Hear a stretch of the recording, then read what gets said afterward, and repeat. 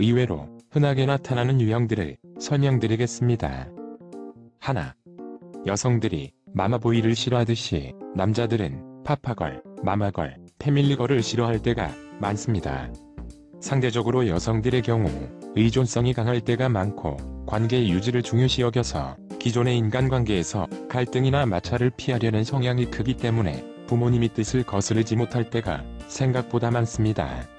실제로 연애와 결혼에 있어서 남녀가 정말 사랑하고 여자 본인은 분명히 만족할 만한 남자의 직업, 조건, 결혼 준비 등의 상황이지만 부모님의 과욕으로 연애가 힘들어지고 결혼 준비까지 하다가 깨지는 경우가 생각보다 정말 많습니다.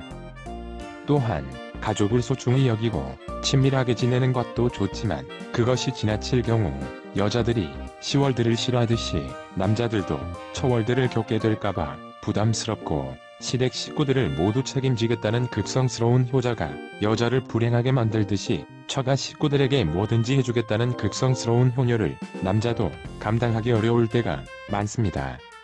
남녀를 떠나서 성인이 되었음에도 독립성 없이 서로를 최우선에 두지 않고 자신의 시댁, 처가만을 우선시 여기는 태도를 보인다면 서로 믿고 의지할 수 있는 인생의 동반자라는 생각을 할 수 없게 될 때가 많다는 것을 잊어서는 안 됩니다.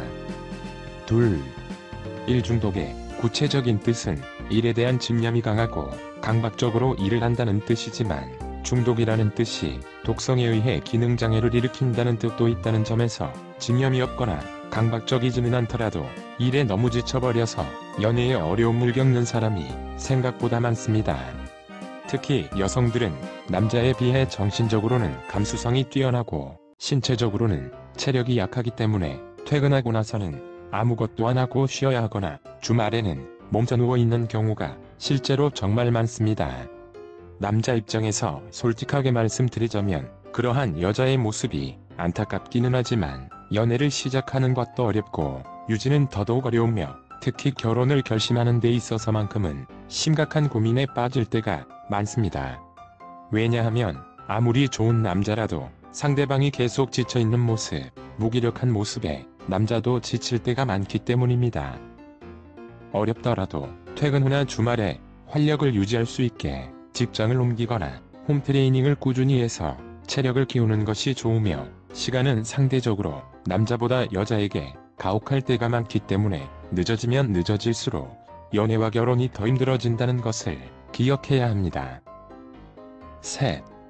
연애와 결혼에 대한 의지와 적극성을 남자에게 보여주는 기본값 자체가 정말 낮게 설정되어 있는 여성들이 생각보다 많습니다.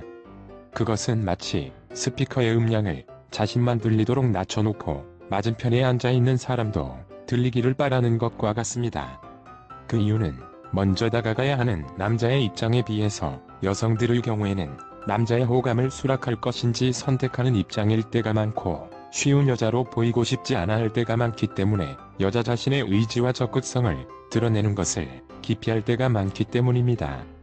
그러한 모습이 남자의 관점에서는 여자가 연애와 결혼에 대해 의지가 없거나 빈약해 보일 때가 많고 싫다는 사람에게 계속 다가갔다가는 이상한 사람으로 몰려서 큰일 나게 되는 시대를 살고 있는 남자 입장에서는 포기가 빨라질 수밖에 없습니다. 남자의 적극성만을 바랄 게 아니라 상대방에게 연애와 결혼에 대한 의지와 적극성을 보이는 것을 부끄러워하거나 주저해서는 안 될 것입니다.